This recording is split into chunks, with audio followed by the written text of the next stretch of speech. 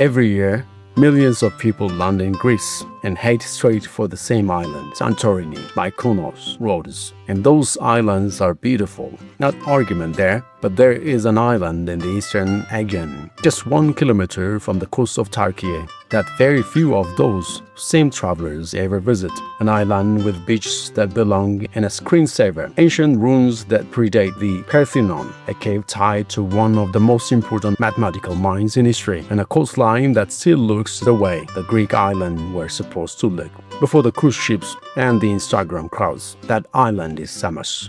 This video covers the 8 best things to do there: beach, history, hidden gems, and everything in between. And at the end, there's a full travel guide covering the best time to visit and how to plan the trip. Number 8 is coming up. Let's go.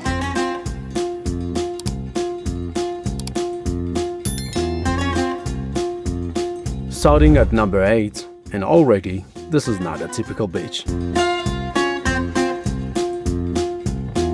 Tsamadou is Pebble Beach on the northwestern coast of Samos, touched beneath pine-forested cliffs just outside the village of Kokkari. It consistently ranks as one of the most beautiful beaches on the island, and it earns that reputation. The water here is exceptionally clear, even by Greek island standards. The pebble bottom keeps it that way. No sand to cloud the water when it gets busy. Visibly underwater can reach several meters on a calm day, which makes it a favorite among snorkelers. There's a small beach bar operating in summer, and the beach is accessible either by a short footpath from the road or by sea kayak for those who want to arrive differently. The cliffs on either side create a natural wide break, which also means the water stays calmer than many of the island's more exposed beaches. A strong start to this list.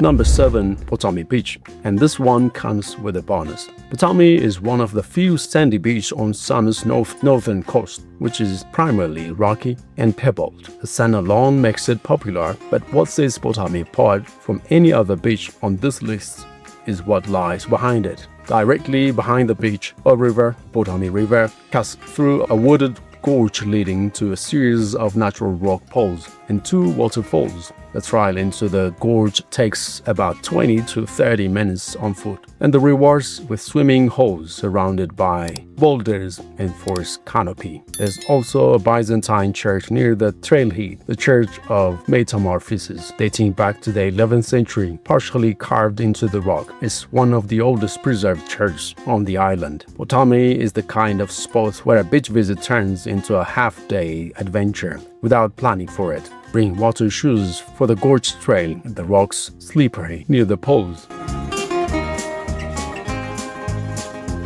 Number 6 brings the first major history stop on the list, the Castle of Lykourgos Logothetis in Pythagoreion. The castle was built in the early 19th century on the ruins of a much older Byzantine fortification. Lykourgos Logothetis was a Greek revolutionary leader who used the castle as a base during the Greek War of Independence and famously defended Samos against Ottoman forces in 1824, a battle still commemorated on the island today.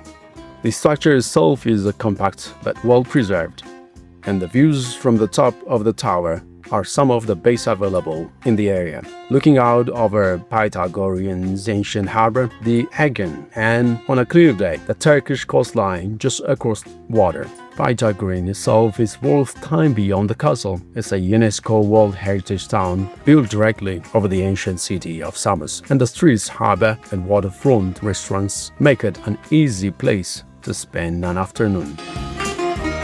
Number 5 is for anyone who wants to understand what Samos actually was in the ancient world. The Archaeological Museum of Samos, located in the island capital Vathi, houses of the most impressive collections of ancient Greek artifacts in the Eastern Aegean. The centerpiece of the collection is Castle of Samos, a colossal marble statue of a young man standing over 5 meters tall, dating to the 6th century BC. It's one of the largest surviving chorea from the ancient Greek world, and seeing it in person makes the scale of ancient Samian culture immediately clear. The museum also holds bronze dedications, architectural fragments from the Heraion temple complex, and the pottery spanning centuries of island history. For context, ancient Samos was a maritime powerhouse. It rivaled Athens in wealth and influence during certain periods. The museum makes that history tangible in a way that a visit to ruins alone cannot. Budget 2 hours here. It earns the time. Number 4 isn't a single attraction. It's a village, and it might be the most photogenic place on the island. Kokkari sits on the northern coast of Samos, about 10 kilometers from the capital. It started as a fishing village and has grown into one of the island's most popular destinations without losing the character that made it worth visiting in the first place. The old harbor is still lined with traditional wooden fishing boats. The buildings along the waterfronts are stacked with whitewashed in the island style. The main street runs directly to a rocky promontory that spills 2 small coves, both swimmable, both pictures. Kokkari is also known for strong, consistent winds along its coast, which makes it a well-established destination for windsurfers and kite surfers. If that is the plan, it is still worth being here in the evening. The waterfront tavernas are some of the base on the island for fresh seafood and local wine. This is the kind of village that extends a trip without anyone minding. Number 3 is one of the most significant ancient sites in the entire Greek world, and it barely appears on most travel itinerary. The Heraion of Samos was one of the great temples of antiquity, a massive sanctuary dedicated to Hera, the queen of Olympian gods, and widely considered one of the 7 wonders of the ancient world and its completed form. What stands today is mostly foundation and scattered column drums, and one lone column, still upright, that has become the site's most recognizable image. But the scale of what once stood here is evident just from walking the foundations. The temple was over 100 meters long, surrounded by a forest over 100 columns. The Heraion is a UNESCO World Heritage Site and sits on a coastal plain about 8 kilometers west of Pythagoreion. It's a peaceful, largely uncrowded, and occupies a stretch of coast that still feels ancient. Go in the early morning or late afternoon. The light on that single standing column is worth timing correctly. Number 2 is the most unexpected entry on the list, and possibly the most memorable. Pythagoras, the mathematician behind the theorem every student encounters in school, was born on the Samos around 570 BC. And on the slopes of Mount Kerkis, the island's highest peak, there is a cave where local tradition holds that he took refuge later in life, when political tensions made remaining in the city dangerous. Getting to the cave is a hike.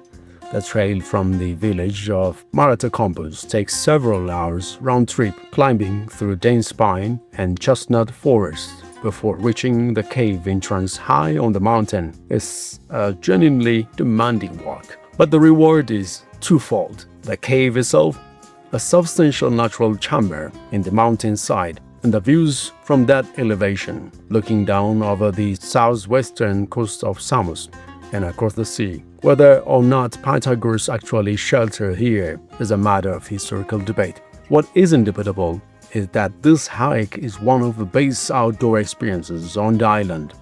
Bring water, start early, and wear proper footwear.